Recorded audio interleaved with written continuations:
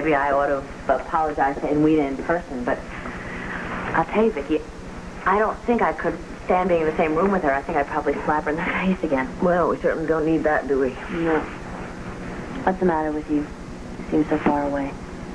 I've just been thinking how secure my life here has been with Joe. Seems to me we worked so hard to get to this point. Surely we must have paid our dues. I know what you mean. Sometimes I feel that way with Larry.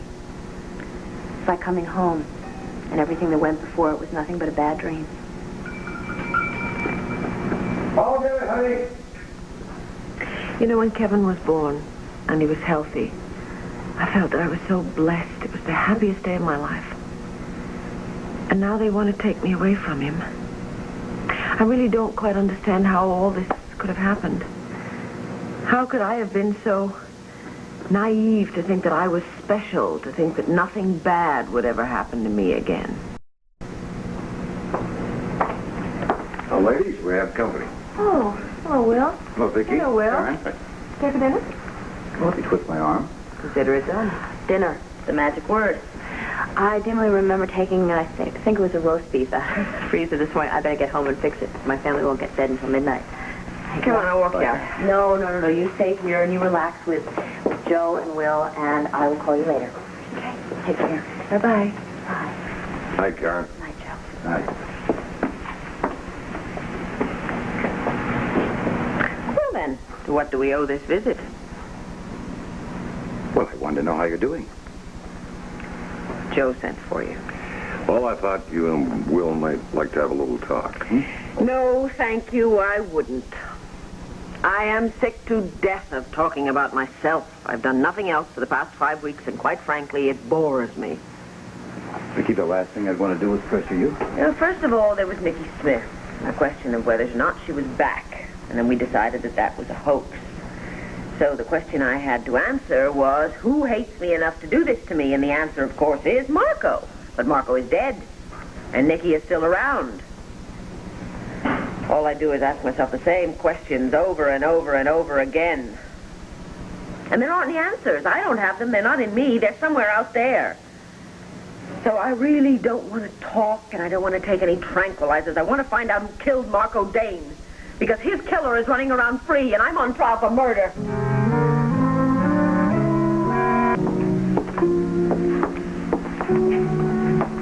Well, can you tell me what this is about, huh? I'd really rather tell you both about it at the same time. Tell us what? Well, this isn't going to be easy no matter how I try and soften it, so I might as well get right to the point. I expect you better sit down.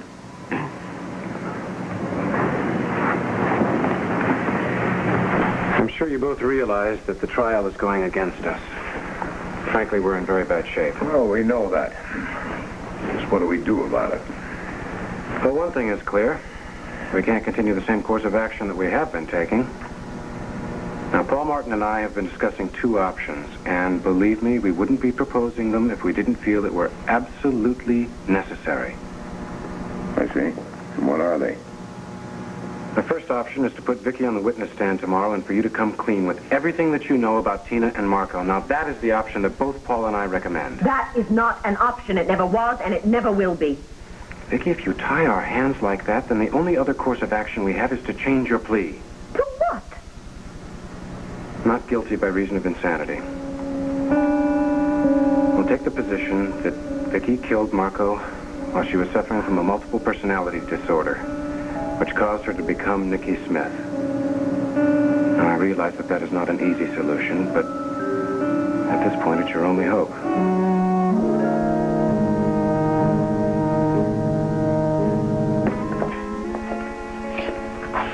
It's hard to believe we've been gone from this place 2 whole days.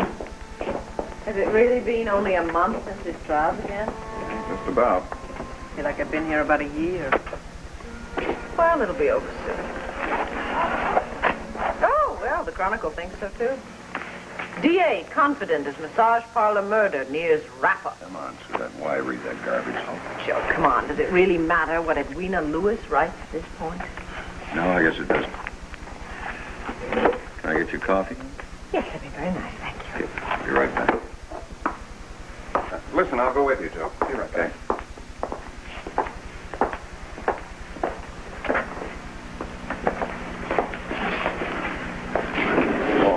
having second thoughts about letting Viki take this. Joe, we've been through all this. It's our only options. So many issues you're going to have to skirt. Patterson will tear her apart in cross-examination. I hope he doesn't do that, but let me tell you something. I think he would be doing us a tremendous favor if something like this happened. Simply because I just have a feeling that if Viki were to tell the jury the truth, she would be a free woman tomorrow. You really think so? Yes, I do. Okay, you're the lawyer. Let me get back in there. Sure, I'll get... Court is now in session. You may be seated.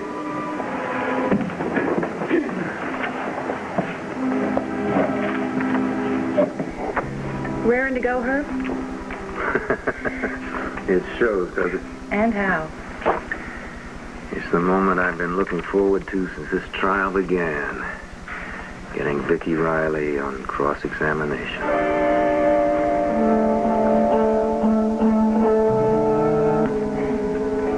You may call your next witness. Thank you, Your Honor. The defense will call Victoria Lord Riley. Victoria Lord Riley to the stand.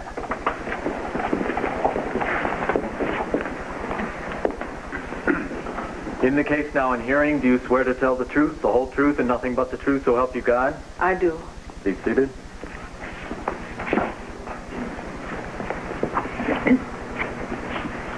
Will you state your full name, please? Victoria Lord Riley. Mrs. Riley, how long have you been a resident of Llanview? I was born here, and with the exception of my years in college, I've lived here all my life. Would you tell the court a little bit about your professional background? Yes. Up until the birth of my son, Kevin, 2 years ago, I worked as a reporter and an editor for the Banner. My father, Victor Lord, was the founder and the publisher of the paper, and I've worked there in some capacity or other ever since I was a teenager. I started as a copy girl. You see, my father believed that I should learn the business from the bottom on up. And so I ran the gamut of jobs at the paper for a time during my father's illness. Your first recollection of Marco Dane? I remember hearing that he had worked as a flower arranger at the wedding of Larry and Karen Wolek, but I don't recall meeting him at that time. When did you actually meet Marco? Oh, I'm afraid it's very difficult to pinpoint the precise moment because for the next few months, Marco Dane seemed to be everywhere. For a time, he even worked for Dorian Lord as a chauffeur and a general assistant, I think. During that period, did you develop a social relationship with him? No, I did not. Any particular reason? Well, I never thought much about it at the time, but in retrospect, I would have to say because he was not the kind of person that I really cared to know. Why is that? I didn't trust him. Why not? Because he was always so very eager to ingratiate himself, and I was never quite sure what was behind that very glib facade. I just never felt he was sincere. Objection, Your Honor. I don't see the relevance of this line of questioning. Your Honor, I feel that it is of vital importance to establish my client's true feeling toward the deceased. Overruled, Mr. Callison. Proceed. Thank you. Now, at that time, Mrs. Riley, did you discuss your feelings about Marco Dane with anyone?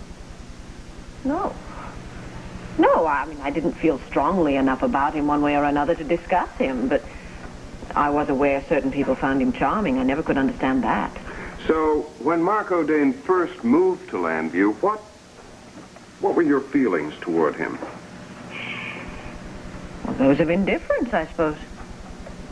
And then by December 15th, 1978, which is the day of Marco Dane's death, is it safe to say that your feelings toward him had a significant change? Objection, leading the witness. Sustained. Rephrase your question, Mr. Martin, please. Very well, Your Honor. Mrs. Riley, what were your feelings toward Marco Dane at the time of his death? I hated him.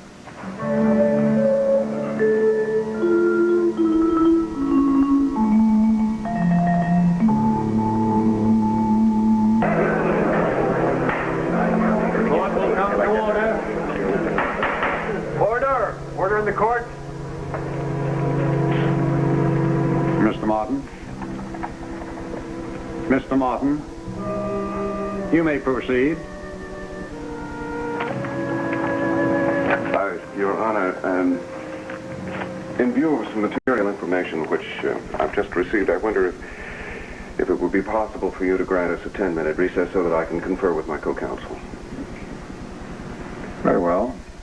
Court is adjourned for 10 minutes, subject to the call of the clerk. All rise.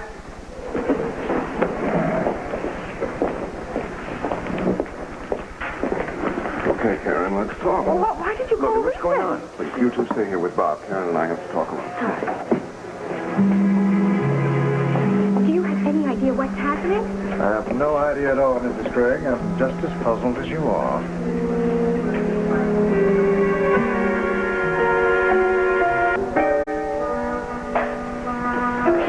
Bob, can't you tell us what this information is that Karen has? Well, Karen's made some sort of a discovery, and the trouble is we don't know what it is, how important it is exactly, or even if it's valid. Well, what's the discovery? I'd rather not discuss it, Vicky. The last thing I want to do is raise any false hopes. Order, please. Court is ready to reconvene. I best I go get Paul and Karen.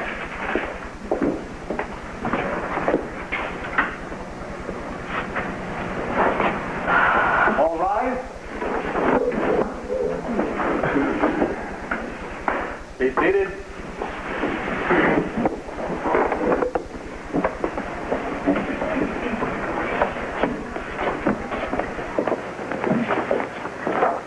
Mr. Martin, are you ready to resume with your witness? Your Honor, may I approach the bench? Yes, counsel.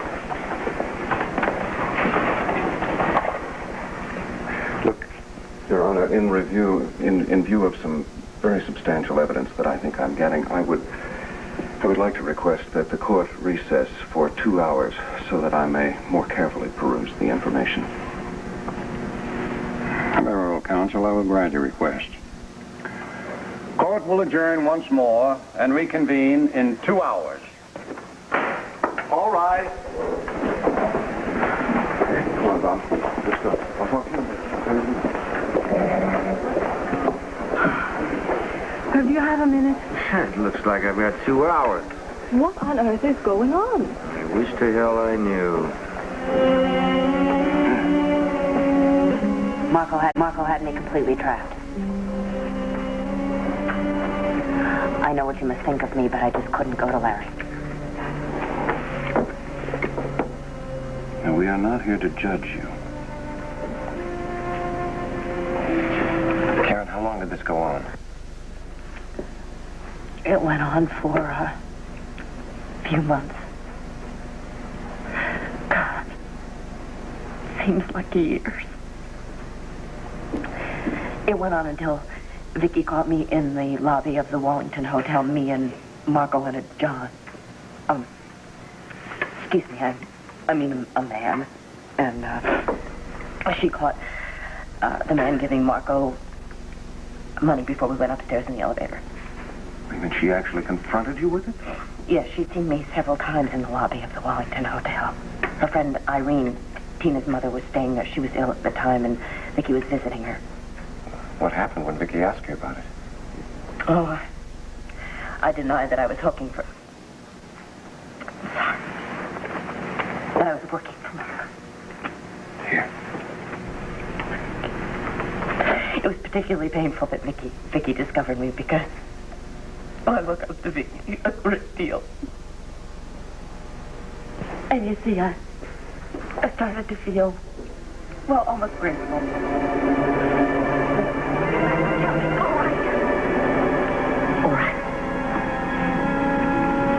All right. Many years ago, Marco and I got into trouble with the law back in Colorado. And he went to jail because I turned state's evidence against him. But I was involved in it too, and he said that if I didn't prostitute myself, he was going to tell Larry. And so you see, Viki, if he had told Larry, Larry never would have married me. Larry would find it very difficult to understand that that was when I was young and wild.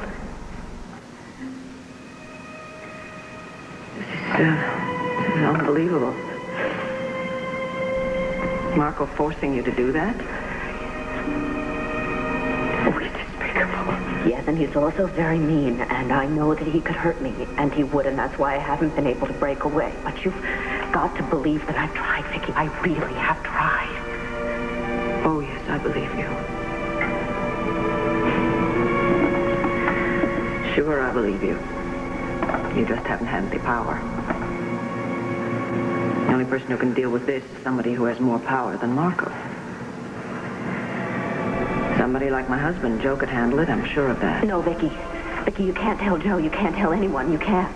Nobody can help. You cannot continue to let Marco exploit you. No, but I feel now like I can handle Marco. You just said you couldn't. I know I did, but I feel differently now. Did Viki ever tell Joe? No, she didn't. She handled it all by herself. How did she do that? She wrote an article that talked about Marco's prison record, talked about how he turned the health club into a massage parlor, and she threatened to publish it in the Banner. What do you mean? And Marco agreed to this? Oh, of course he did. He didn't want to risk losing what he already had. And he hated Viki from that moment on. And he used Tina to get his revenge. I know the suspense must be maddening for you, but Karen must have brought nothing but good news. Why are you so certain about that, Aunt Gwen? Well, she's so devoted to you, and the way she came dashing in here with the information for the defense, this certainly couldn't have been with damaging information for the case. I'm afraid it might be a great deal more complicated than that. What do you mean by that, dear? Nothing. Nothing. Why is it taking so long? I don't understand. If I'm willing to get up on the stand, if I'm willing to take the risk, you're not letting me do it. Doesn't make any sense. Look, Karen, I know how painful it has been for you to tell us everything that you've just told us, but I'm sorry. In all conscience, I just cannot let you jeopardize your marriage by getting on that witness stand. How am I going to be jeopardizing my marriage? I'll just give the information that'll help Viki, just short of the prostitution. Karen, it's not that simple. Paul will have no problem getting the information he needs to help Viki. But once Herb Callison gets up there and starts digging away at you, you'll be forced to talk or be held in contempt of court. I'm sorry, I just have to risk it. Well, I'm sorry. I just don't think you know what it's like up there on a witness stand. It is the easiest thing in the world to get flustered, to let out some damaging slip. And I'll tell you another thing. Callison is a barracuda, and he can rip you apart just like that. I do know what it's like to be on a witness stand. I turned state's evidence against Marco, remember? Karen, there is nothing more that I would like than to have you on that witness stand. But I'm telling you, I'm not going to let you sacrifice your reputation. It just is too ugly up there. It is too big a price for you to pay. What is the matter with you? You think I'm not going to be careful? What do you think I'm going to do? I'm going to blow my whole life? Larry and Danny mean everything to me. Everything. Do you understand me? Do you think I want them to hear what I just told you in here? I am warning you that you can reveal things without even realizing it. All right. You tell me something honestly. Has Viki got a chance? No, not a chance in the world. I cannot sit by and let my best friend go to jail for a crime that she did not commit when I have the information that can save her. Now, as you know, I have done some pretty awful things in my life. But I would not be able to live with myself if I sat by and kept silent. If I owe somebody anything in this world, it's Viki Riley. She saved my life. And I cannot, and I will not let her down.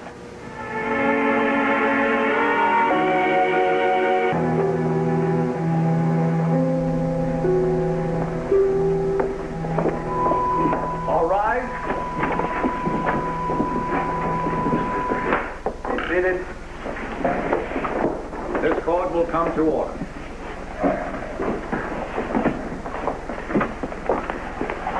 What is going on? Yeah, okay. I'll tell you about it in just a few minutes. Let me...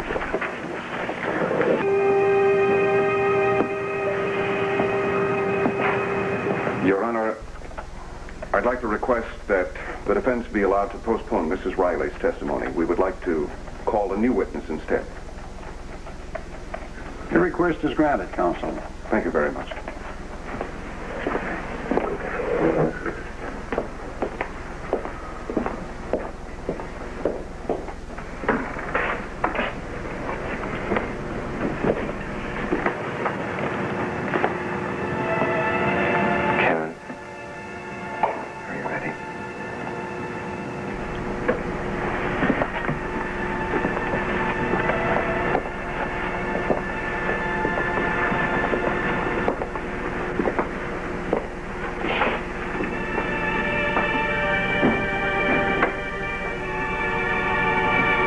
defense calls Karen Wolek. Karen Wolek to the stand.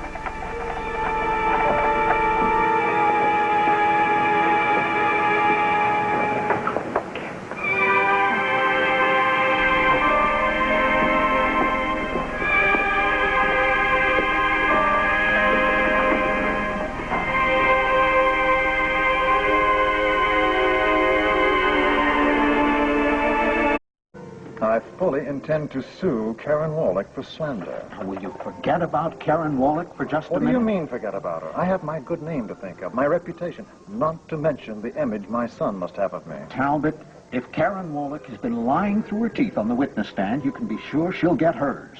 And right now, I want to know about that other woman. What other woman?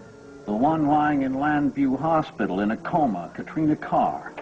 When Captain Hall questioned you yesterday, you denied knowing her. That's right.